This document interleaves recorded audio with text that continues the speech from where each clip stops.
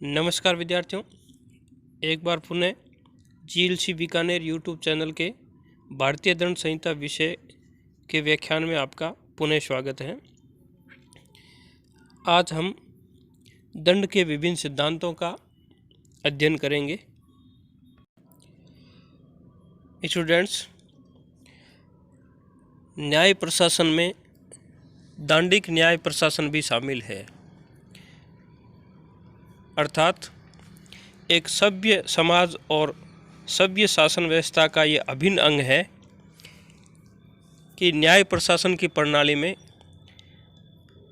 उचित दांडिक न्याय प्रशासन भी शामिल है। किसी व्यक्ति के साथ न्याय करने के उद्देश्य में अपराधी को दंड देना भी शामिल है। अर्थात दंड का क्या उद्देश्य है? किसी भी अभियुक्त व्यक्ति को या अपराधी को दंड दिया जाता है, उसका मुख्य उद्देश्य क्या है? क्या वह न्याय प्रशासन का अभिन्न अंग है या क्या वह न्याय प्रशासन को सहज और सुलभ तरीके से लागू कर पाएगा? क्या अभियुक्त को जो दंड दिया जाता है वो किस उद्देश्य से दिया जाता है? अर्थात उसमें सुधार करने की प्रवृत्ति के लिए दंड दिया जाता है या उसे प्रतिकारात्मक एक प्रतीक के रूप में पेश करने के लिए दंड दिया जाता है या अपराधी के मन में प्रायश्चित की भावना को उद्दीप्त करने के लिए दंड दिया जाता है अथवा पीड़ित पक्षकार को सांत्वना और आत्मशांति के लिए दंड दिया जाता है। इसलिए किन उद्देश्यों के लिए दंड दिया जाता है, न्याय प्रशासन का उद्देश्य क्या है, इसके लिए दंड के विभिन्न सिद्धांत प्रचलित हैं। हम कुछ महत्वपूर्ण सिद्धांतों का अध्ययन करेंगे और एलएलबी सेकंड ईयर में ये बड़ा क्वेश्चन भी आता है कि दंड के विभिन्न सिद्धांत कौन से हैं या न्याय प्रशासन के विभिन्न सिद्धांत कौन से हैं, विवेचना कीजिए। Discuss the various theory of punishment, explain it. यह क्वेश्चन महत्वपूर्ण क्वेश्चन है। आइए हम शुरू करते हैं। न्याय प्रशासन के सिद्धांत या दंड के विभिन्न सिद्धांत, थ्योरी ऑफ पनिशमेंट। दंड के प्रमुख सिद्धांतों में पहला सिद्धांत है प्रतिशोधात्मक सिद्धांत, अर्थात रेट्रिब्यूटिव थ्योरी। यह सिद्धांत प्रतिशोध पर आधारित है, अर्थात ये जैसे को तैसा टिट फॉर टैट सिद्धांत पर आधारित है। जैसे आँख के बदले आँख और दांत के बदले दांत सिद्धांत पर यह कार्य करता है। इस सिद्धांत के अनुसार अपराधी ने कोई अपराध किया है तो पीड़ित व्यक्ति उसे प्रतिकार यानी बदला लेने के लिए अभियुक्त को उसी प्रकार की क्षति कारित कर सकता है। इसे प्रतिशोधात्मक सिद्धांत कहते हैं। रेट्रिब्यूटिव थ्योरी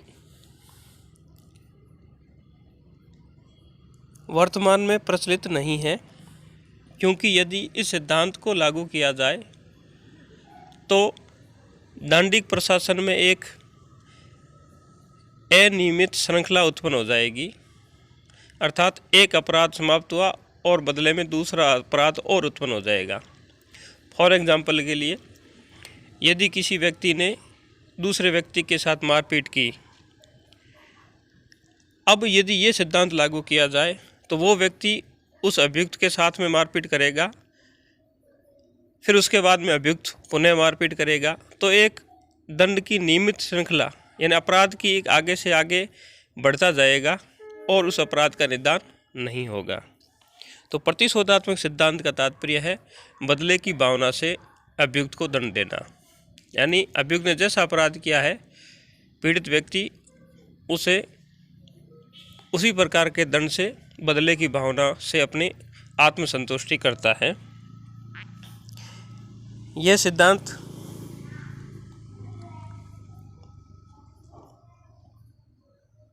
प्रतिशोध पर आधारित है, अर्थात जब प्रतिकार की भावना प्रतिशोध में परिवर्तित हो जाती है तो पीड़ित व्यक्ति अभियुक्त को दंड देता है। वर्तमान में यह सिद्धांत प्रचलन में नहीं है। दंड का दूसरा महत्वपूर्ण सिद्धांत है निवारक सिद्धांत, प्रिवेंटिव थ्योरी। निवारक सिद्धांत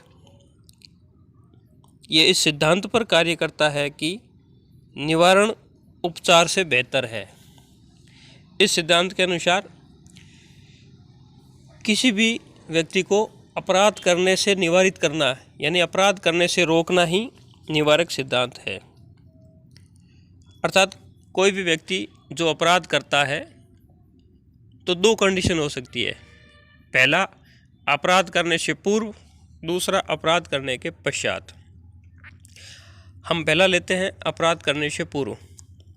तो निवारक निरोध कानून होता है, प्रिवेंटिव डिटेंशन लॉ होते हैं, उसके तहत यदि सरकार को ये आशंका होती है कि लॉ एंड ऑर्डर भंग होगा तो ऐसे व्यक्तियों को अपराध कारित होने से पूर्व ही उन्हें डिटेन यानी निरोधित कर देती है।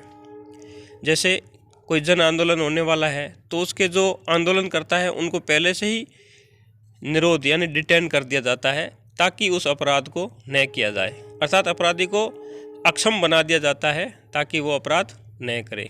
दूसरी कंडीशन ये आती है कि अपराध करने के पश्चात उस व्यक्ति को उस अपराध को करने के लिए, अपराध की पुनरावृत्ति के लिए अक्षम बना दिया जाता है ताकि वो अपराध न करे। जैसे फॉर एग्जाम्पल के लिए यदि कोई मोटर व्हीकल एक्ट के तहत अपराध करता है तो उसके लाइसेंस को सस्पेंड कर देना, या फिर कोई व्यक्ति अगर परिशांति भंग करता है तो दंड प्रक्रिया संहिता 1973 की धारा 107 से 110 तक परिशांति कायम करने और सदाचार के लिए प्रतिभूति की मांग कर सकता है, अर्थात उसे सदाचारी बनने के लिए या कीपिंग पीस अर्थात गुड बिहेवियर के लिए बॉन्ड भरवा सकता है। ठीक उसी प्रकार किसी व्यक्ति को दंड, कारावास, मृत्युदंड या अन्य किसी प्रकार का दंड देकर के उसको पुनः अपराध करने के लिए अक्षम बना देना भी इस दंड के सिद्धांत पर आधारित है। ऐसा निवारण अपराधी को मुख्यतः शारीरिक अवरोध के द्वारा ही किया जाता है। तो सार रूप से प्रिवेंटिव थ्योरी का मतलब है कि अपराधी को उस अपराध करने के लिए निवारित करना, यानी उसको अपराध करने से पहले ही उसे निवारित करना, या अपराध कर दिया है तो उसके बाद में पुनः अपराध करने के लिए निवारित करना, यानी अपराध करने से रोकना प्रिवेंटिव थ्योरी है, निवारणात्मक सिद्धांत है। भारत के संविधान के अनुच्छेद 22 में प्रिवेंटिव थ्योरी को समाविष्ट किया गया है। आगे बढ़ते हम।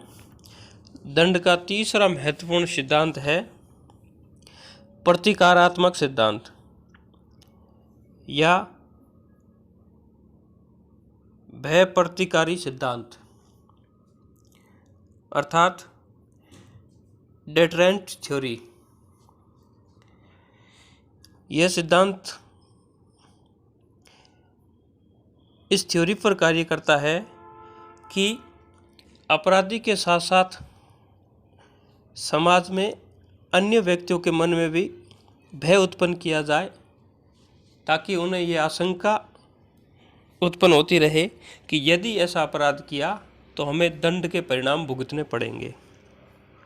अर्थात जब किसी व्यक्ति को दंड दिया जाता है तो उसे समाज में एक प्रतीक के रूप में प्रतिस्थापित किया जाता है ताकि अन्य व्यक्ति ऐसे अपराध की पुनरावृत्ति नहीं करे और उसके मन में भय उत्पन्न हो, क्योंकि अपराधी या किसी अन्य व्यक्ति का मनोभाव महत्वपूर्ण भूमिका निभाता है।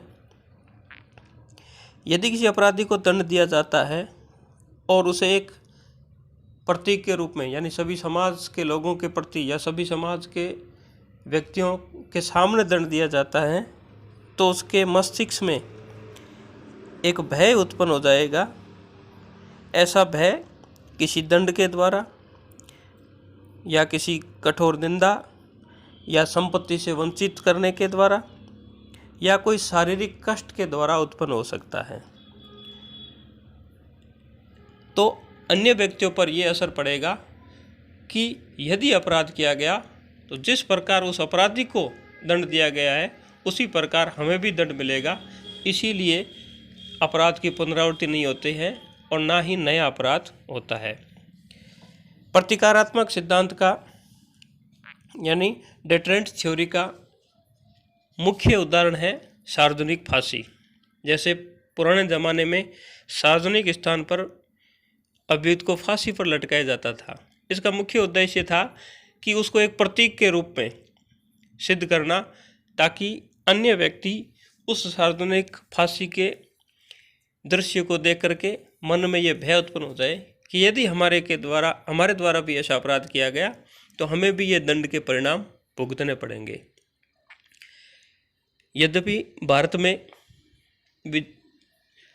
अटॉर्नी जनरल ऑफ इंडिया और सेठ महालक्ष्मी वाले केस में सार्वजनिक फांसी को असंवैधानिक घोषित कर दिया गया है, फिर भी वर्तमान में हम एग्जाम्पल ले तो जैसे गंभीर अपराध में मृत्युदंड देना, फॉर एग्जाम्पल के लिए निर्भया कांड में सभी अभियुक्तों को मृत्युदंड दिया गया, तो लोगों के मन में यह भय उत्पन्न होगा कि यदि हमारे द्वारा भी इस प्रकृति का विभत्स कृत्य किया गया तो हमें भी दंड दिया जाएगा। तो प्रतिकारात्मक सिद्धांत का मुख्य सार रूप से तात्पर्य है कि एक प्रतीक के रूप में अपराधी को सिद्ध करना, ताकि अन्य लोगों में भय उत्पन्न हो और वो अपराध की पुनरावृत्ति या अपराध नहीं करें। दंड का अगला सिद्धांत है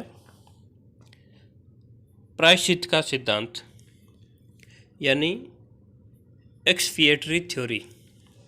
एक्सपिएटरी थ्योरी का तात्पर्य है कि अपराधी अपने किए गए अपराध के लिए प्रायश्चित करे। यह सिद्धांत प्रतिकारात्मक सिद्धांत का ही रूप है। जैसे किसी अपराधी को सार्वजनिक स्थान पर प्रतीक के रूप में दंड दिया जाता है तो अन्य व्यक्तियों के मन में प्रायश्चित का भाव उत्पन्न हो जाता है। अर्थात प्रायश्चित का सिद्धांत का तात्पर्य है कि अभियुक्त को अपने किए गए कार्य और अपराध के लिए पछतावा होना। इस सिद्धांत के अनुसार दंड एक पाप है जो हर व्यक्ति को जिसने अपराध किया है भुगतना होगा। जैसे ही कोई व्यक्ति उस दंड को यानी उसके प्रायश्चित को भोग लेता है तो वो निर्दोष हो जाता है, ऐसा माना जाता है। यानी अपराध पीड़ित व्यक्ति के प्रति एक ऋण है और ये ऋण दंड भुगतने पर ही अदा होता है। और जैसे ही कोई व्यक्ति दंड भुगत लेता है अर्थात प्रायश्चित कर लेता है तो वे दोष से निर्दोष की ओर अग्रसर हो जाता है। मुख्यतः इस सिद्धांत का तात्पर्य है कि कोई भी व्यक्ति जिसने ऐसा कोई आपराधिक कृत्य किया है तो वह उस अपराध के लिए प्रायश्चित करता है, क्षमा याचना करता है और पीड़ित व्यक्ति को क्षतिपूर्ति दे सकता है या फिर उसे रीस्टोरेशन यानी प्रतिस्थापित कर सकता है। यानी पीड़ित व्यक्ति को जितने अधिकार और किसी आर्थिक या किसी वित्तीय डिग्निटी को क्षति पहुंची है उसके एवज में क्षतिपूर्ति के द्वारा या उन्हें पुनर्जीवित करके और वो प्रायश्चित करता है। तो इस दंड का मुख्य उद्देश्य है अभियुक्त व्यक्ति के द्वारा पछतावा करना। जैसे प्राचीन काल में ऐसे गंभीर अपराधियों को काल कोठरी में डाल दिया जाता था, वहीं उनको खाना पीना दिया जाता था और उसी काल कोठरी के अंदर ही नित्य आवश्यक कार्य करने होते थे ताकि वो प्रायश्चित करे। ठीक उसी प्रकार एग्जाम में कई बार क्वेश्चन आता है कि वर्तमान में भारतीय दंड संहिता की किस धारा में प्रायश्चित का सिद्धांत है। तो भारतीय दंड संहिता की धारा 73 और 74 में एकांत परिरोध सॉलिटरी कंफाइनमेंट में प्रायश्चित का सिद्धांत है। इस सिद्धांत के अनुसार यदि किसी व्यक्ति को किसी अपराध में कठोर कारावास दिया जाता है तो उसे अधिकतम 3 माह तक एकांत कारावास यानी एक काल कोठरी में डाल करके उसकी सज़ा दी जाती है। वह प्रायश्चित के सिद्धांत का ही अंग है। अब हम आगे बढ़ते हैं दंड के अंतिम सिद्धांत, सुधारात्मक सिद्धांत, रिफॉर्मेटिव थ्योरी। ये थ्योरी अपराधी को जो आपराधिक प्रवृत्ति होती है उसको एक बीमारी यानी रोग मानती है और उसको बीमारी मान करके इलाज किया जाता है। ये सिद्धांत मुख्यतः इस धारणा पर चलता है कि कोई भी व्यक्ति जन्म लेते समय अपराधी नहीं होता है। वह जन्म लेने के पश्चात जैसे जैसे निरंतर बढ़ता है तो अपनी आर्थिक स्थिति, पारिवारिक, व्यक्तिगत या कोई वैवाहिक जीवन के कारण या परिस्थितियों वश अपराध कारित करता है। यदि उसे कठोर सज़ा दे करके क्रूर और बर्बर अपराधियों के साथ में कारावास में डाला जाएगा तो वो सुधार होने के बजाय और अधिक अपराधी बनेगा। क्रूर अपराधी बनने के पश्चात समाज में उसका पुनर्स्थापन, रिहेबिलिटेशन नहीं होगा। तो इस सिद्धांत के अनुसार ऐसा कोई व्यक्ति है जिसने अपराध किया है, उसके कारणों का पता लगाना, किस कारण से उन्होंने अपराध किया है, क्या उन्होंने बेरोजगारी, अशिक्षा या कोई शारीरिक मानसिक कारण से अपराध किया है या कोई आवेश में, भावनाओं में आकर के अपराध किया है, उन कारणों का पता लगाना और फिर उनको दूर करके आगे उन्हें समाज में मुख्य धारा में प्रतिस्थापित करना ताकि वो परिवार में पुनः स्थापित हो सके। यह इस सिद्धांत का मुख्य उद्देश्य है। ये सिद्धांत इस धारणा पर चलता है कि किसी भी अपराधी को उसकी शिक्षा और अनुशासन को इतना प्रबल किया जाए ताकि वह उस अपराध की पुनरावृत्ति नहीं करे। तो वर्तमान में यह आधुनिक संकल्पना है कि अपराधी को दंड देने के साथ साथ उसे सुधार की प्रवृत्ति की ओर प्रयास करना चाहिए ताकि वह समाज की मुख्य धारा में प्रतिस्थापित होकर के और रोजगार के अवसर प्राप्त कर सके। इस सिद्धांत के उदाहरण है जैसे अपराधी परिवीक्षा अधिनियम 1958, जिसके तहत ऐसा कोई अपराधी है जिसने प्रथम बार अपराध किया है तो उसे चेतावनी दे करके छोड़ा जा सकता है कारावास में दंड देने के बजाय। उसी प्रकार किशोर न्याय बालकों की देखरेख संरक्षण अधिनियम 2015, यानी जो जुवेनाइल जस्टिस से छोटे बालक है तो उन्हें कारावास की सज़ा नहीं दी जाती है, उन्हें किशोर गृह में रखा जाता है, सुधार गृह में रखा जाता है ताकि उसे शिक्षित करके और रोजगार उन्मुखी जो कार्यक्रम है उसमें उसको शरीक करके समाज में प्रतिस्थापित किया जा सके। तो ये एक आधुनिक संकल्पना है जो व्यक्तियों में सुधार की प्रवृत्ति यानी अपराध के कारणों को ढूंढ करके उसमें सुधारात्मक सिद्धांत विकसित करने का जो मुख्य कार्य है वो इस सिद्धांत का है। निष्कर्ष रूप से हम कह सकते हैं कि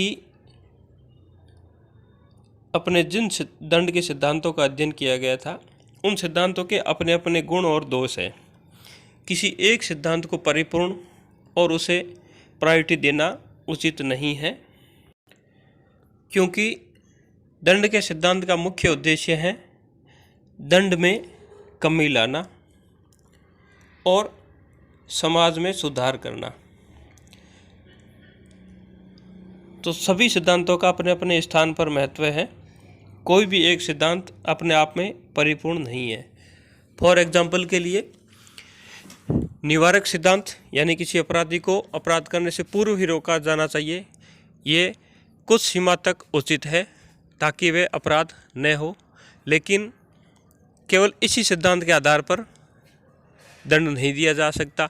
ऐसे ही प्रतीकात्मक सिद्धांत है, तो एक प्रतीक के रूप में ये सिद्ध किया जाना चाहिए ताकि लोगों के मन में भय व्याप्त हो कि अपराध की पुनरावृत्ति नहीं करे। लेकिन इनके साथ साथ सुधारात्मक सिद्धांत भी महत्वपूर्ण है कि यदि केवल दंड ही दिया जाए अपराधी में और उसे सुधार नहीं किया जाए तो समाज में उनका प्रतिस्थापन नहीं हो सकता है।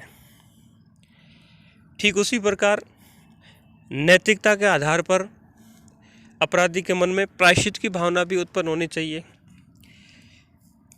तो निष्कर्ष रूप से हम कह सकते हैं कि सभी सिद्धांतों में सामंजस्य स्थापित करके दंड दिया जाना चाहिए ताकि न्याय का उद्देश्य सफल हो सके। तो स्टूडेंट्स, आज के इस दंड के सिद्धांत के व्याख्यान में इतना ही।